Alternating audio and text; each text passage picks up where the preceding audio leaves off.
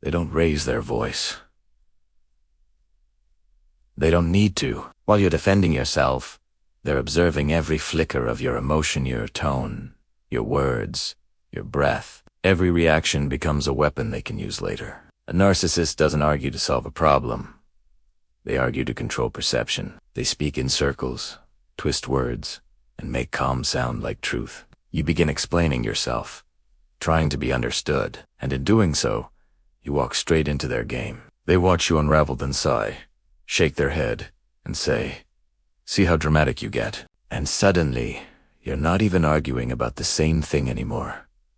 You're apologizing for feeling hurt. That's their real victory, not in proving they're right, but in making you feel wrong for even standing your ground. Once you understand that dynamic, you'll stop fighting to win their argument and start fighting to protect your reality. An argument with a narcissist isn't a conversation. It's a performance carefully rehearsed, emotionally scripted.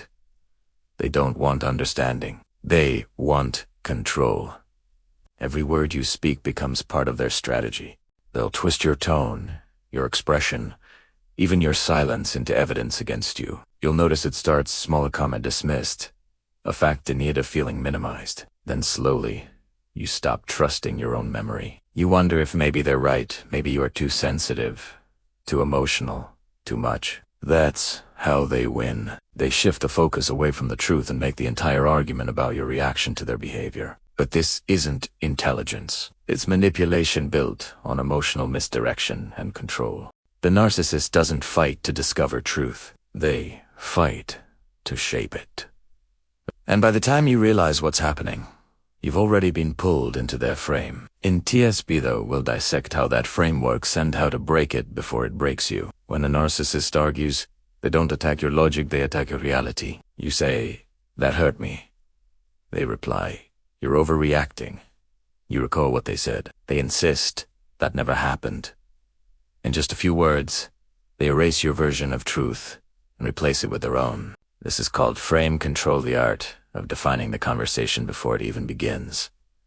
The goal isn't to prove you wrong, it's to make you doubt yourself.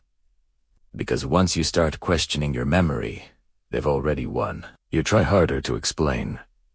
You repeat yourself, clarify, defend. But the more you talk, the deeper you sink into their world, a world where facts bend and emotions are weapons. They don't need to shout to dominate. They just need you to second-guess your own perception. That's how they quietly take control of every argument. Every narcissist knows one secret. You can think clearly when you're redefending your emotions. So instead of arguing the point, they'll target your feelings. They'll sigh, roll their eyes, or look disappointed, not because they're hurt, but because they want you to feel guilty. You'll feel a wave of tension in your chest, that urge to explain yourself, to calm things down. And that's when they tighten their grip. They'll say things like, "I can't talk to you when you're like this," or "You always twist what I say." Each line is a silent command. Defend yourself. Prove me wrong. But the more you explain, the more they stay calm and composed, watching as your emotions become the focus. Soon, the argument isn't about what happened, it's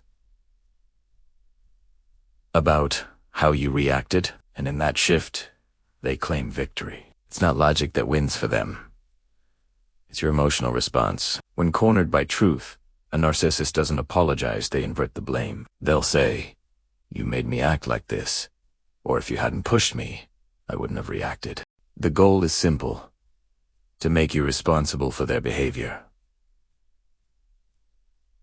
It's a psychological trap known as projection. Whatever they fear being accused of, they accuse you of first. If they're being cold, they'll call you distant. If they're lying, they'll call you dishonest. If they've crossed the line, they'll insist you started it.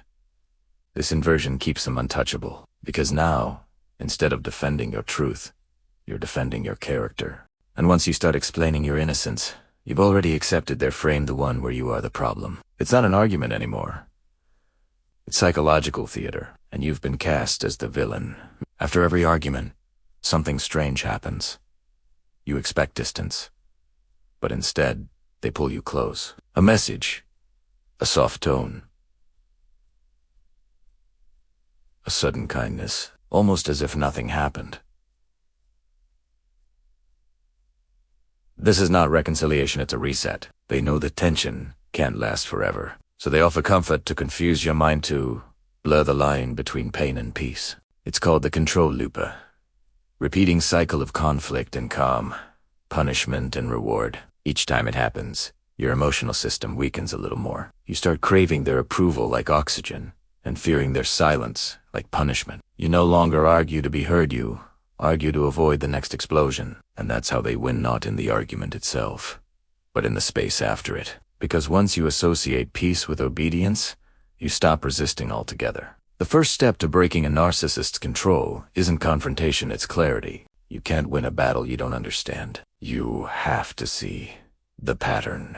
Notice how every argument starts the same way.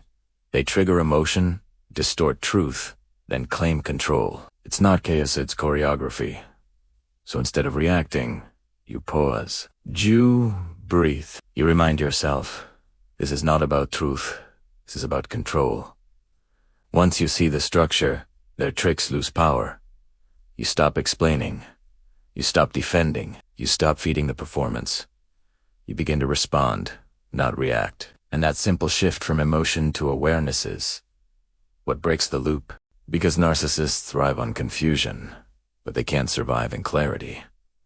They need you to doubt your perception. But when you start observing, not absorbing, to Gimmons, once you see the pattern, the next move is silence, not surrender, but strategy.